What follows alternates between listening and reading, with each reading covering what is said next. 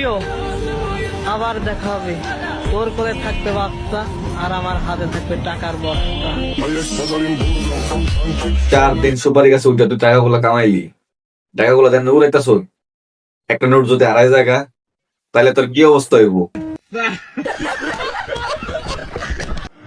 আসসালামু আলাইকুম ভাই। দেখেন সবাই ভাই, জীবনে কত বক্তা দেখলাম, কত বাপ, কিন্তু রবিউল হোসেন তাহিরি হুজুর কোনো বাপ নাই, সাধারণ মানুষের মতন ভাত খাচ্ছেন। দেখেন ভাই, দেখেন। বন্ডরা এই যে মাত না হয় আবার সমর্থনও জানাইতেছে। আর তুমি মাথার মধ্যে ওটা কি লাগাইছ?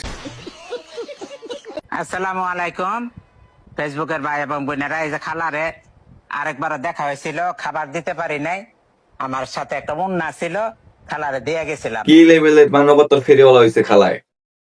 ভাত খাওয়াইতে না পারলে নিজের জামা কাপড় খুললা দিয়ে দেয়।